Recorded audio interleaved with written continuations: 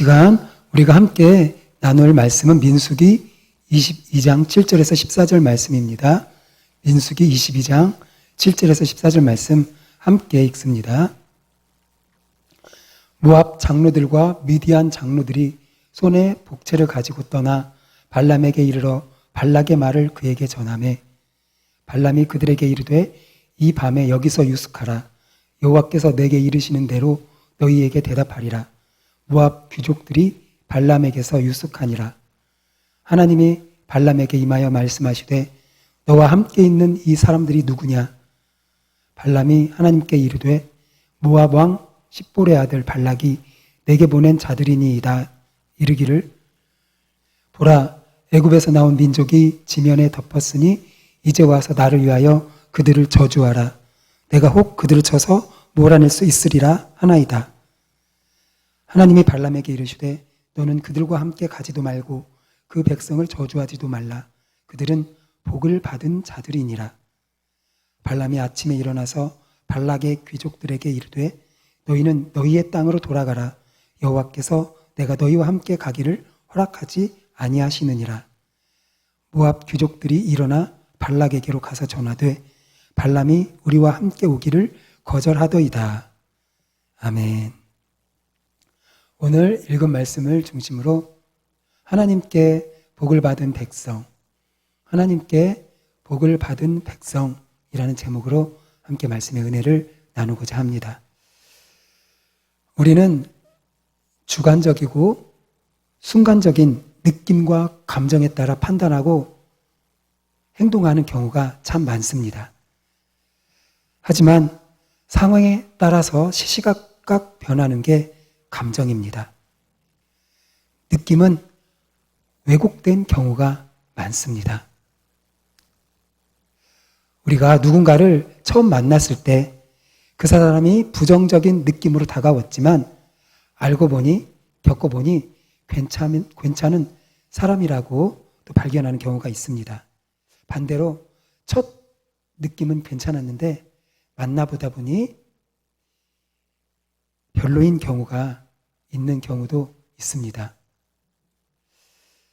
느낌과 감정만으로는 우리가 어떤 사람인지 다 진실을 말해주지 않습니다.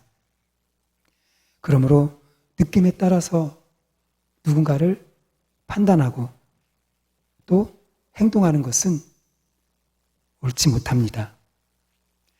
그것은 나 자신을 바라볼 때도 마찬가지입니다.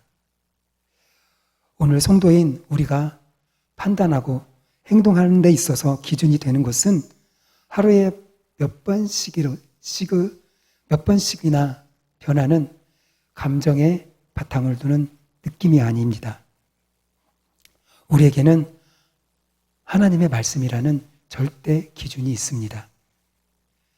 우리는 하나님의 말씀을 기준으로 판단하고 행동해야 합니다. 하나님이 주시는 그 말씀의 분별력과 평안함으로 우리는 감정에 휩싸이지 않게 됩니다. 특별히 성경이 나에 대해서 어떠한 사람이라고 말하는지 우리는 귀를 기울여야 합니다. 우리 삶의 기준인 성경이 우리 자신에 대하여 증언하고 있는 것은 무엇입니까? 성경이 나에 대해 말해주고 있는 것은 무엇입니까? 성경은 우리에게 분명히 말합니다. 우리는 하나님의 사랑을 받은 자라는 사실입니다. 하나님의 복을 받고 사는 백성이라고 하는 것을 성경은 우리에게 증언해주고 있습니다. 오늘 12절 말씀은 이 사실을 다시 한번 우리에게 확인시켜주고 있습니다. 11절 말씀 함께 봅니다. 하나님이 발람에게 이르시되 너는 그들과 함께 가지도 말고 그 백성을 저주하지도 말라. 그들은 복을 받은 자들이니라. 그들은 복을 받은 자들이니라. 누구를 향해서 복을 받은 자들이라고 말하고 있습니까? 바로 이스라엘 백성입니다. 하나님께서 선택하신 이스라엘이 바로 하나님께 복을 받은 자들이라고 선언하고 있는 것입니다. 이스라엘은 애굽에서 노예 생활을 하던 민족이었습니다. 그러나 하나님의 도우심을 입어 노예 생활을 하던 애굽에서 벗어나게 되었습니다. 그러나 출애굽한 직후에는 주변 나라들의 맞설 조직과 체계가 갖추어지지 못했습니다. 그러나 40년이 지난 뒤 이스라엘 모습은 어떻습니까? 주변 국가를 무찌르는 하나님의 군대가 되어 있습니다. 민수기 21장 25절 말씀을 보면 이스라엘이 이같이 그 모든 성읍을 빼앗고 그 아모리인의 모든 성읍 헤스본과 그 모든 촌락에 거주하였으니. 출애굽한 직후 이스라엘 백성은 어떤 조직도 군사적인 체계도 갖추지 못했습니다.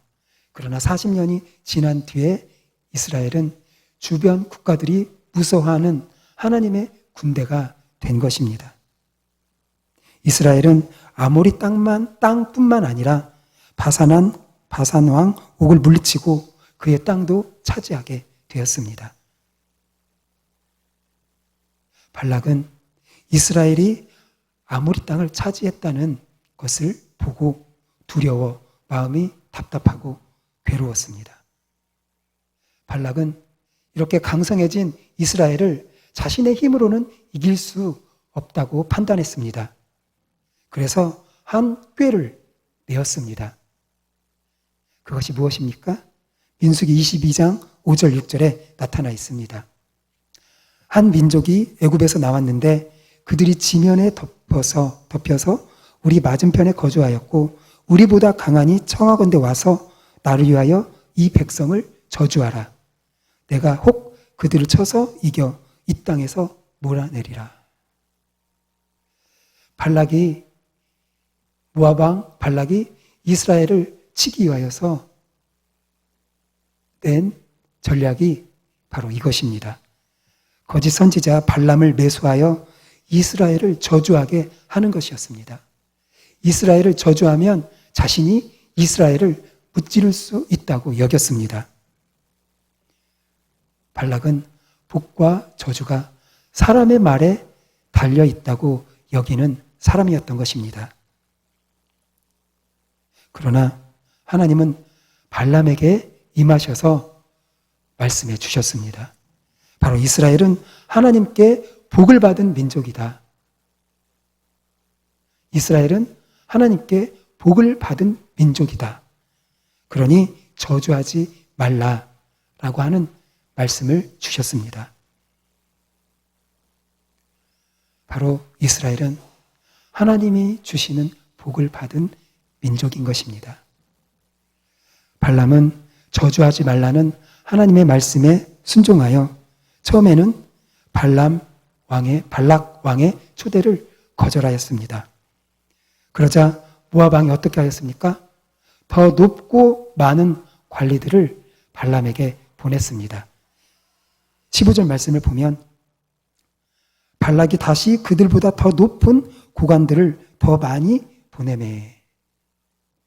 바로 발락은 이스라엘을 저주해서라도 이기고 싶은 마음을 거두지 않았습니다. 그래서 다시 발람을 자신에게 오게 하려고 애를 썼습니다. 그만큼 이스라엘을 두려워했던 것이고 저주가 통할 것이라는 어리석은 생각을 가지고 있었던 것입니다. 이것이 바로 하나님의 뜻을 거스르는 자의 특징입니다. 끊임없이 하나님이 작정하시고 계획하신 일을 방해하는 것, 그것이 바로 대적자들의 모습입니다. 하나님의 백성을 넘어뜨리려고 하는 자들의 모습인 것입니다. 그러나 모압 왕 발락이 알지 못했던 것 한 가지가 있습니다. 바로 이스라엘을 붙잡고 지키시는 분이 창조주요 온 세상을 권능으로 다스리시는 하나님이라는 사실을 잊어버렸습니다. 복과 저주가 바로 하나님의 손에 달려있는 것을 알지 못했던 것입니다. 복과 저주는 사람이 하는 말에 달려있지 않습니다. 돈이나 권력에도 달려있지 않습니다. 오직 복과 저주는 창조주 하나님께 달려 있는 것입니다. 그러므로 하나님이 이스라엘과 함께하는 한, 하나님이 이스라엘에게 복을 주시는 한, 이스라엘을 물리칠 수 있는 방법은 전혀 없는 것이었습니다. 발락이 온갖 계략을 꾀한다 하더라도 이스라엘이 복을 받은 백성이라는 하나님의 선언을 바꿀 수가 없는 것입니다.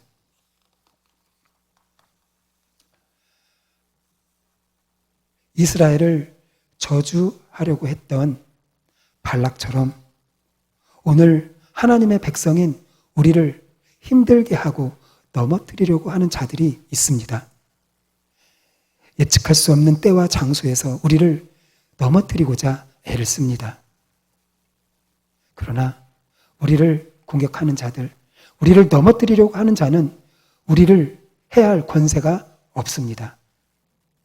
사탄이 아무리 우리를 향해서 악한 계획을 세울지라도 우리가 하나님의 복을 받은, 은혜를 받은 사람이라는 사실을 바꾸지 못합니다.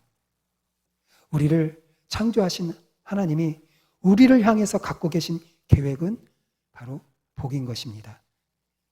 우리에게 복을 더하고자 하시는 것이 우리 하나님의 마음인 것입니다. 예레미야 29장 11절을 보면 이 사실이 분명하게 나타나 있습니다. 여호와의 말씀이니라.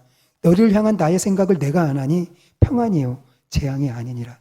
너희에게 미래와 희망을 주는 것이니라. 바로 이것이 하나님의 백성을 향한 하나님의 마음인 것입니다.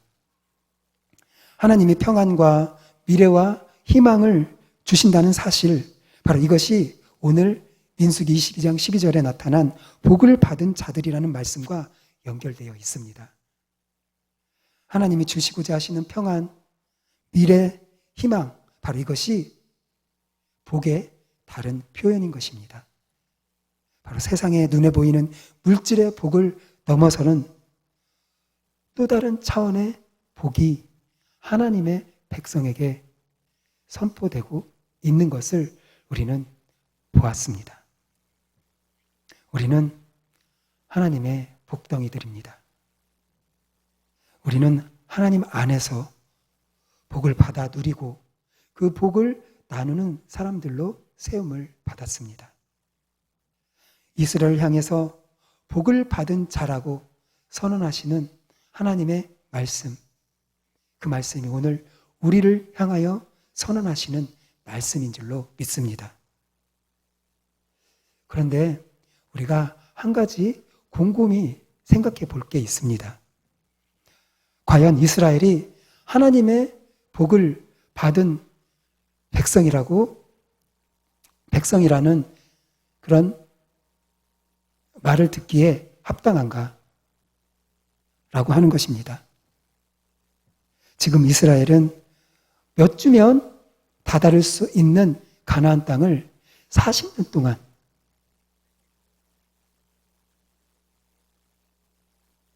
헤매고 있습니다. 하나님은 이스라엘을 단련시키시고 훈련시키시기 위하여서 이스라엘 백성들에게 40년 광야 생활을 하게 하셨습니다.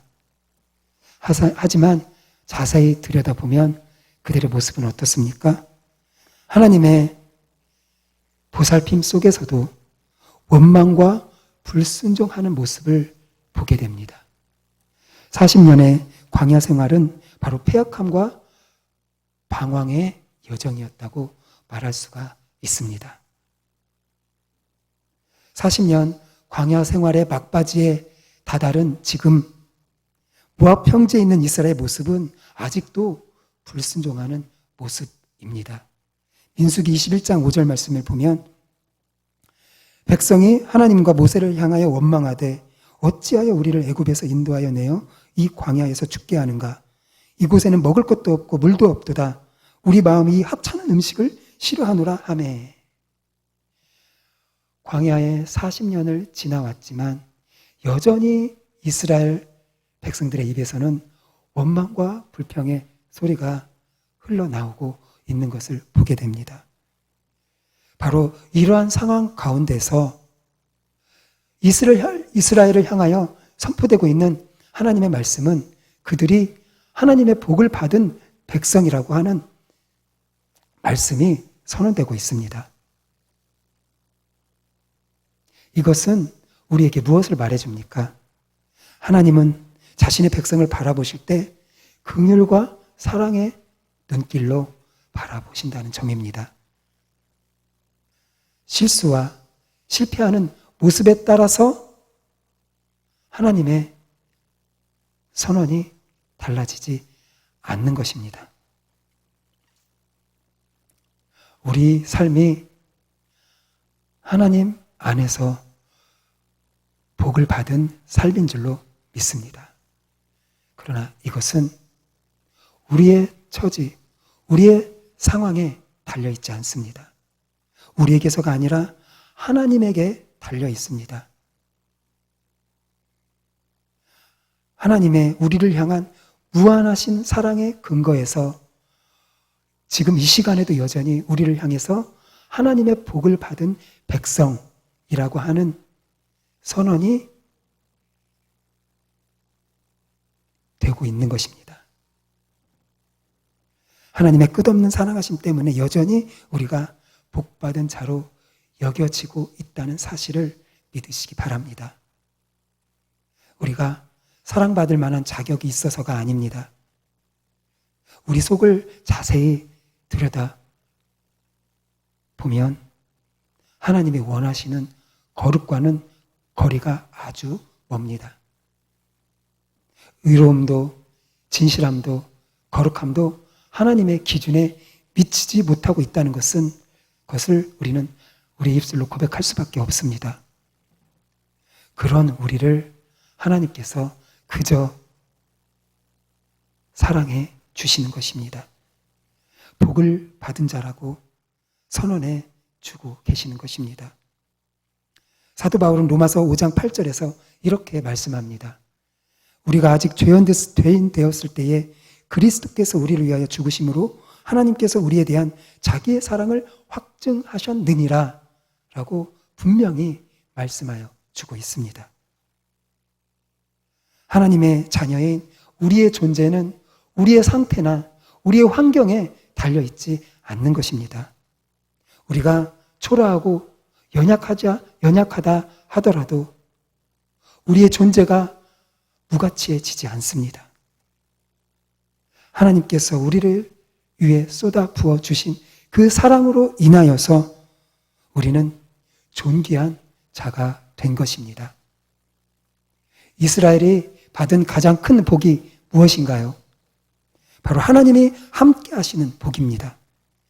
여전히 불순종 가운데 있음에도 불구하고 하나님의 긍휼과 사랑을 입고 하나님이 함께 하시는 복을 입고 있는 자들이 바로 이스라엘 백성들이었습니다.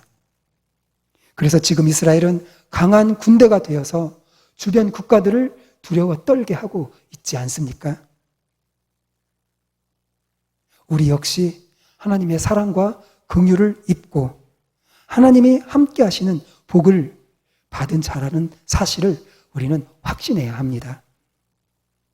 우리의 죄악과 불순종에도 불구하고 우리를 사랑해 주시고 복을 주시고자 하시는 하나님을 의지하는 한 우리는 어떠한 고단한 현실 가운데서도 우리는 흔들리지 않고 믿음의 길을 걸어갈 수가 있게 되는 것입니다.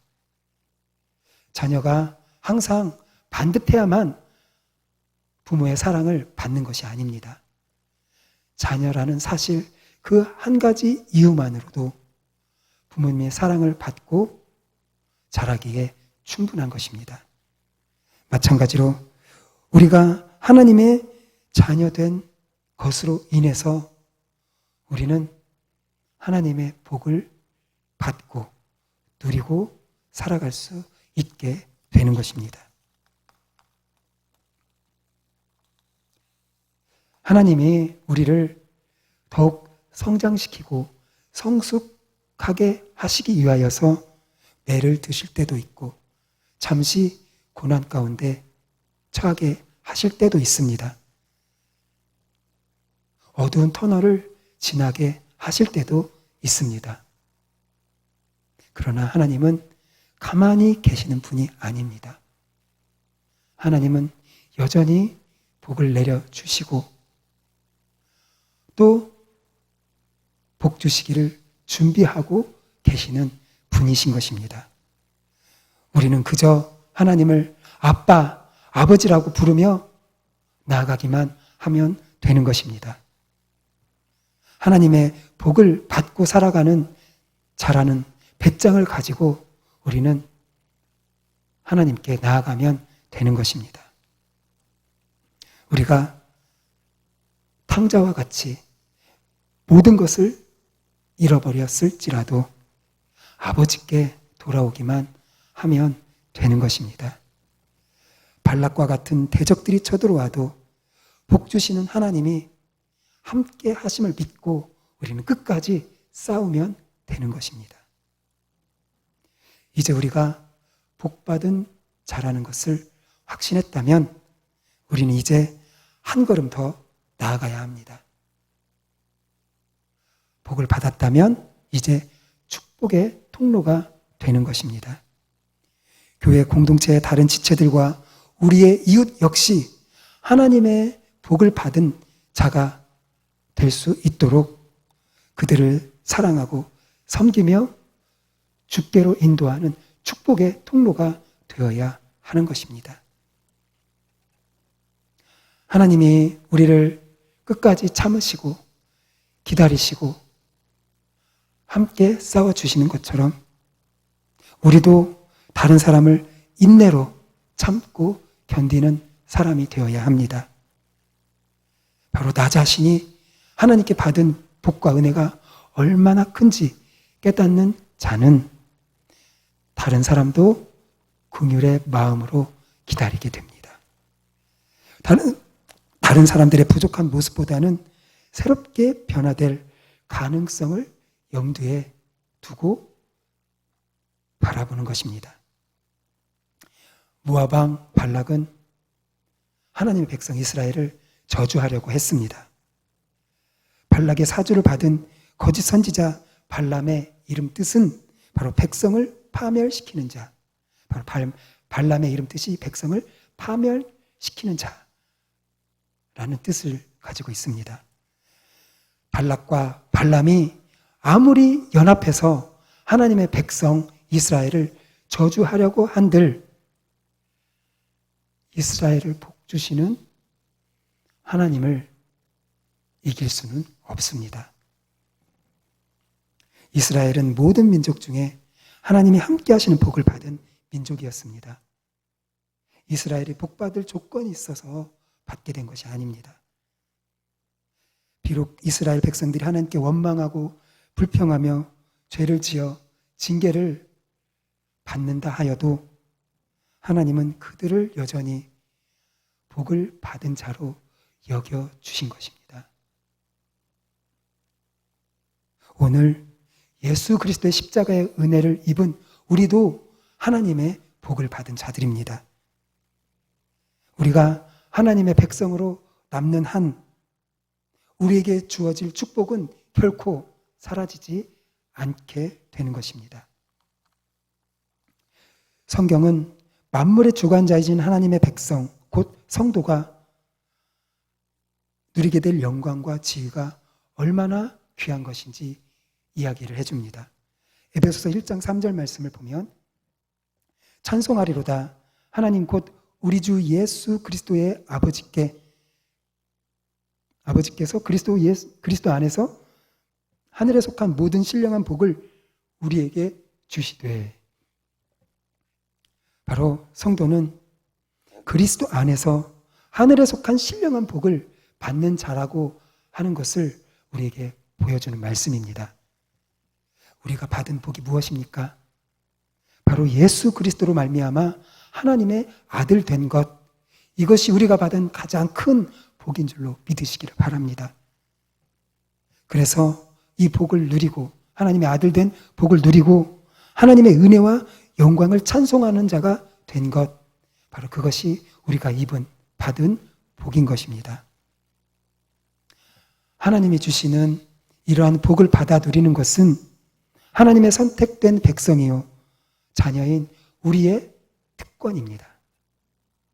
비록 하나님이 우리를 예뻐해 주실 만한 아름다운 면이 없음에도 불구하고 우리는 하나님의 헌신적인 사랑을 힘입어 하나님의 복을 입은 자가 되었습니다.